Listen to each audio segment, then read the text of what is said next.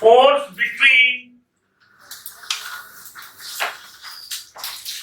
two parallel current carrying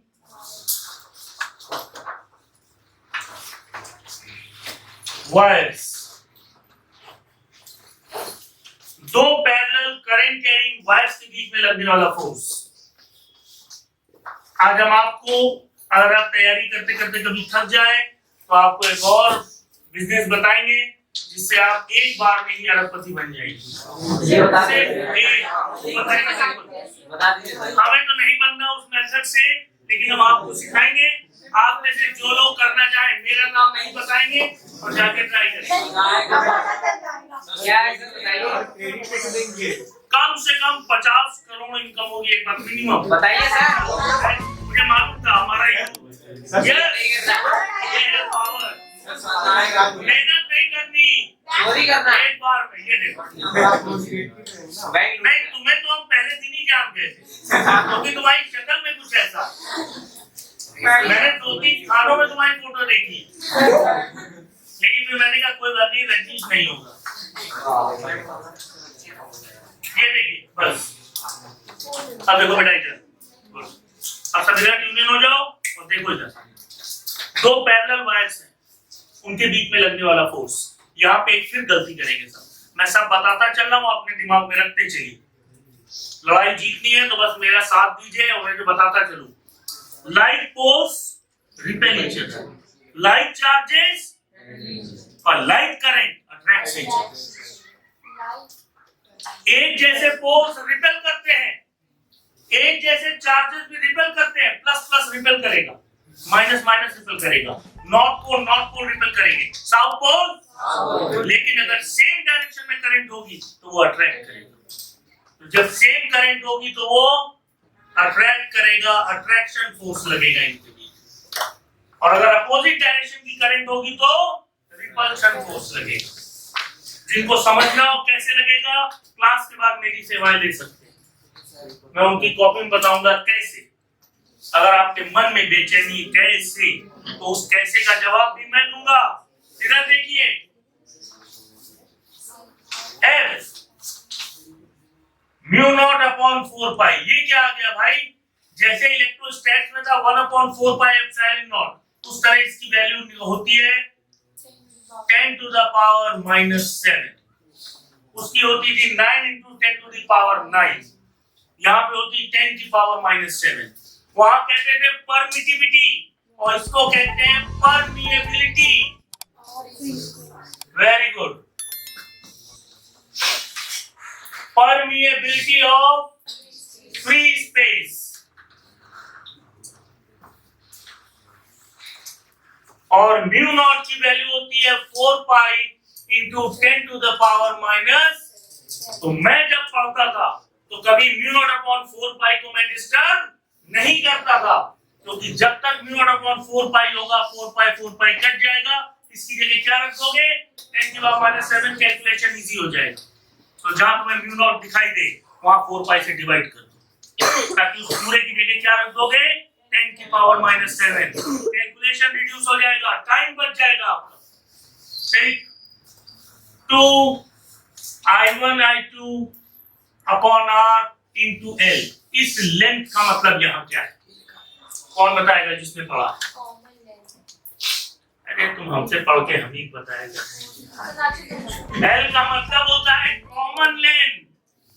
यहाँ ना distance ना डिस्प्लेसमेंट, बस इन्हीं चीजों को याद रखना है। क्या मतलब इसका? नीट में ये ऐसे नहीं आएगा, नीट में ऐसे नहीं आएगा, नीट में ऐसे आएगा। एक छोटा वायर होगा एक, अब कहेंगे अब करो बेटा लाल, और दोनों की लेंथ दी होगी, तो लेंथ कौन सी लेंगे? छोटे वायर की लेंथ, क्योंकि वही दोनों में कॉमन है।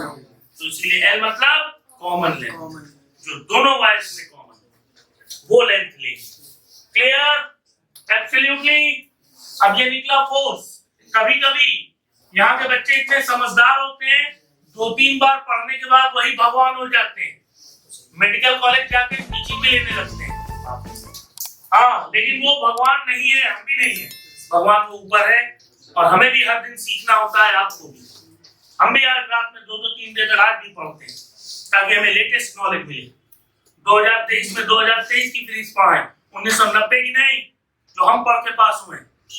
वो पढ़ाने के लिए पैसे नहीं लिए। 2023 में नीट दोगे, वही फिजिक्स पढ़ाऊंगा तुम्हें। ये है फोर्स पर यूनिट लेंथ। तुम्हें क्वेश्चन में ध्यान रखना है क्या पूछा है, फोर्स तो लेंथ का मल्टीप्लाई करोगे। अगर पूछा है फोर्स पर यूनिट लेंथ तो लेंथ का मल्टीप्लाई नहीं करोगे। दोनों चीजें समझो। एक फोर्स पर यूनिट लेंथ मतलब F/L निकालना, फोर्स F निकालना। क्लियर? छोटी छोटी चीजें और वहीं पे आपको ऑब्जेक्टिव गलत हो जाएगा। और ऐसा होता है, बच्चा कितना भी पढ़ ले पर इन छोटी छोटी चीजों को ओवरलुक कर देता है और इन्हीं की वजह से उसका सिलेक्शन रुकता है, बड़ी चीजों की वजह से नहीं। जो तैयारी कर रहे हैं वो पढ़ने ही आए, आपका यहाँ मजाक करने नहीं आए। लेकिन ये छोटी छोटी चीज आपका सिलेक्शन रोक देगी। कब पूछा गया फोर्स पर यूनिट लेंथ और कब पूछा गया फोर्स पूछा जाएगा तो ये कॉमन लेंथ से मल्टीप्लाई होगा।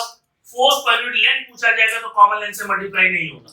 दोनों में सेम डायरेक्शन में करंट होगी तो ये अट्रैक्शन फोर्स होगा। दोनों में अपोजिट डायरेक्शन में करंट होगी तो ये रिपल्शन फोर्स होगा। फोर्स के 3 ही फॉर्मूले होते हैं।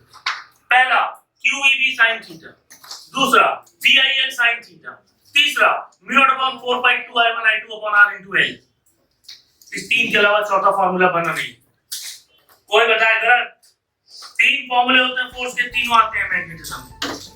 QVB sin theta, BIL sin theta, μ/4π2I1I2/r * L।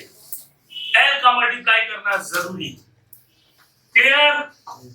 बिल्कुल। अब इसका एप्लीकेशन मैंने आपको बताया था। एक आपके पास मैं प्रोफेशन देने जा रहा हूं जिससे आप करोड़ों कमा सकते हैं। मान लीजिए आप कुछ नहीं बन पाए तो आपको 2 बंडल तार खरीदने हैं, मोटे वाले 2 बंडल तार, मोटे वाले 2 दस्ताने, ग्लव्स, ठीक ना। और जाना है एक सुनसान जगह जहां से कोई भरी हुई रेलवे ट्रेन गुजरने वाली। उसके ऊपर इलेक्ट्रिक वायर्स होते हैं। आपको एक पे वायर जैसे कटिया फंसाते हैं, एक पे दूसरे पे, दोनों को पटरी में करंट आई तो उनके बीच में अट्रैक्शन फोर्स, पटरियां चिपक जाएंगी, ट्रेन लग जाएगी, 2,500 लोग लग जाएंगे। अगले दिन फोन आ जाएगा आप हमारे गिरोह में शामिल हैं। आपको इस काम के लिए 50 करोड़ रुपए स्विस बैंक में जमा कराएंगे। तो अगर आप ऐसे रास्ते से पैसा कमाना चाहें ये पॉइंट आपके लिए कारगर होगा। हमें नहीं करना। हम पकड़ गए तो पुलिस बहुत मारती है। सर आप भूल जा रहे हैं सामने सीढ़ी में। और ये एक बच्चे ने बताया क्योंकि इसके साथ कुछ तो ऐसा हुआ है याद है।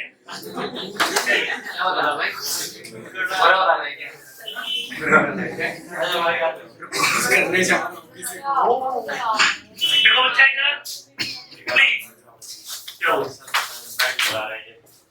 डिस्टर्बेंस हो रहा है सर। नोट्स अभी मिल जाएंगे बेटा सारे। वेरी गुड यार भाई वाह।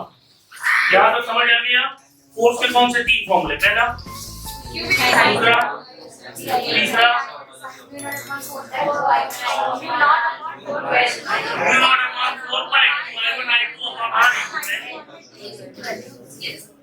तीनों फॉर्मूले क्लियर। अभी सुनेंगे आप।